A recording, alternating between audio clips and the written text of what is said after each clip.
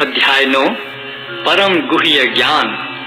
श्री भगवान ने कहा, हे अर्जुन, चूंकि तुम मुझसे कभी ईर्ष्या नहीं करते, इसलिए मैं तुम्हें यह परम गुह्य ज्ञान तथा अनुभूति बतलाऊंगा, जिसे जानकर तुम संसार के सारे क्लेशों से मुक्त हो जाओगे। यह ज्ञान सब विद्याओं का राजा है, जो समस्त रहस्यों में सर्वाधिक गोपनीय है। यह परम शुद्ध है, और चूंकि यह आत्मा की प्रत्यक्ष अनुभूति कराने वाला है, अतः यह धर्म का सिद्धांत है। यह अविनाशी है और अत्यंत सुखपूर्वक संपन्न किया जाता है। हे परंतप, जो लोग भक्ति में श्रद्धा नहीं रखते, वे मुझे प्राप्त नहीं कर पाते। अतः वे इस भौतिक जगत में जन्म मृत्यु के मार्ग पर वापस आते रहते हैं। यह संपूर्ण जगत मेरे अव्यक्त रूप द्वारा व्याप्त है। समस्त जीव मुझ में हैं, किंतु मैं उनमें नहीं हूँ। तथापि मेरे द्वारा उत्पन्न सारी वस्तुएं मुझ में स्थित नहीं रहती। जरा मेरे योग ऐश्वर्य को देखो। यद्यपि मैं समस्त जीवों का पालक हूँ और सर्वत्र व्याप्त हूँ, लेकिन मैं इस विराट अभिव्यक्ति का अंश नहीं हूँ, क्योंकि मैं सृष्टि का कारण स्वरूप हूँ। जिस प्रकार सर्वत्र प्रवहमान प्रबल वायु सदैव आकाश में स्थित रहती है, उसी प्रकार समस्त उत्पन्न प्राणियों को मुझ में स्थित जानो। हे कुंती पुत्र, कल्प का अंत होने पर सारे प्राणी मेरी प्रकृति में प्रवेश करते हैं, और अन्य कल्प के आरंभ होने पर मैं उन्हें अपनी शक्ति से पुनः उत्पन्न करता हूँ। संपूर्ण विराट जगत मेरे अधीन है। यह मेरी इच्छा से बारंबार स्वतः प्रकट होता रहता है और मेरी ही इच्छा से अंत में विनष्ट होता है।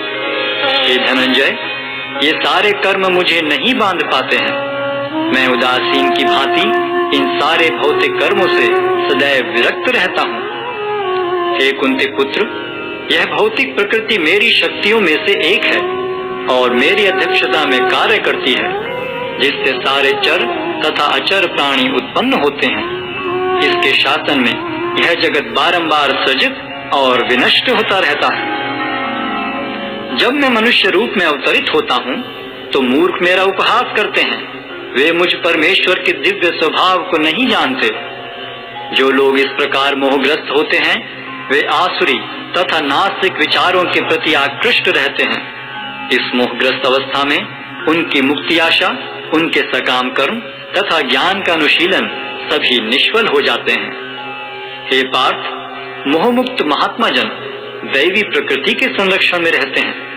वे पूर्णतः भक्ति में निमग्न रहते हैं, क्योंकि वे मुझे आदि तथा विनाशी भगवान के रूप में जानते हैं। ये महात्मा मेरी महिमा का नित्य कीर्तन करते हुए, दृढ़ संकल्प के साथ प्रयास करते हुए, मुझे नमस्कार करते हुए भक्ति भाव से निरंतर मेरी पूजा करते हैं। अन्य लोग जो ज्ञान के अनुशीलन द्वारा यज्ञ में लगे रहते हैं, वे भगवान की पूजा उनके अद्वय रूप में, विविध रूपों में तथा विश्व रूप में करते हैं।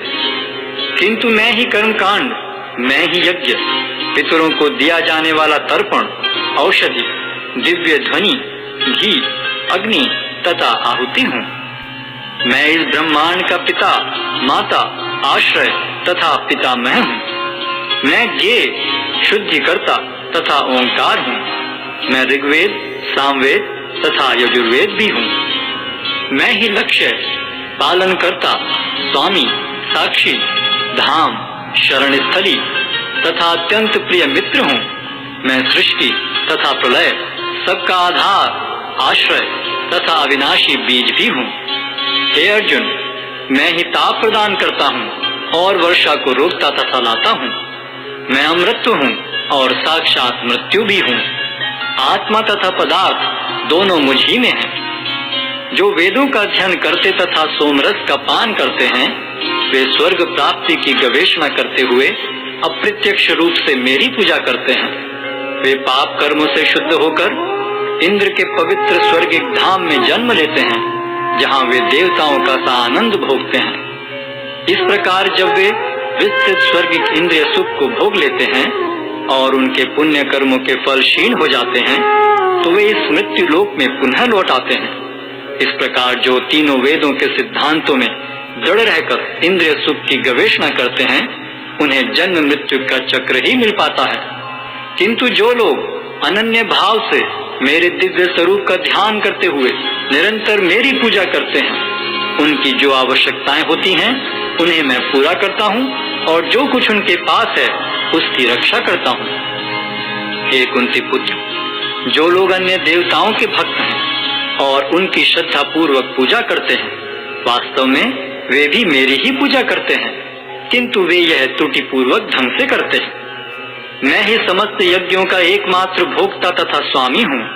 अतः जो लोग मेरे वास्तविक दिव्य स्वभाव को नहीं पहचान पाते, वे नीचे गिर जाते हैं। जो देवताओं की पूजा करते हैं वे देवताओं के बीच जन्म लेंगे।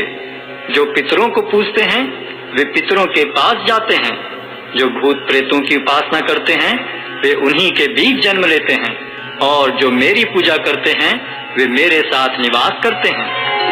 यदि कोई प्रेम तथा भक्ति के साथ मुझे पत्र, पुष्प, फल या जल प्रदान करता है तो मैं उसे स्वीकार करता हूँ। हे कुंती पुत्र, तुम जो कुछ करते हो, जो कुछ खाते हो, जो कुछ अर्पित करते हो या दान देते हो और जो भी तपस्या करते हो उसे मुझे अर्पित करते हुए करो। इस तरह तुम कर्म के बंधन तथा इसके शुभाशुभ फलों से मुक्त हो सकोगे। इस संन्यास योग में अपने चित्त को स्थिर करके तुम मुक्त होकर मेरे पास आ सकोगे। मैं न तो किसी से द्वेष करता हूँ, न ही किसी के साथ पक्षपात करता हूँ। मैं सबों के लिए संभाव हूँ, किंतु जो भी भक्ति पूर्वक मेरी सेवा करता है वह मेरा मित्र है, मुझ में स्थित रहता है और मैं भी उसका मित्र हूँ। यदि कोई जघन्य से जघन्य कर्म करता है, किंतु यदि वह भक्ति में रत रहता है तो उसे साधु मानना चाहिए, क्योंकि वह अपने संकल्प में अडिग रहता है। वह तुरंत धर्मात्मा बन जाता है और स्थायी शांति को प्राप्त होता है। हे कुंती पुत्र, निडर होकर घोषणा कर दो कि मेरे भक्त का कभी विनाश नहीं होता है। हे पार्थ, जो लोग मेरी शरण ग्रहण करते हैं वे भले ही निम्न जन्मा स्त्री, वैश्य तथा शूद्र क्यों न हो, वे परम धाम को प्राप्त करते हैं। फिर धर्मात्मा ब्राह्मणों, भक्तों तथा राज ऋषियों के लिए तो कहना ही क्या है। अतः इस क्षणिक दुख में संसार में आ जाने पर मेरी प्रेमा भक्ति में अपने आप को लगाओ।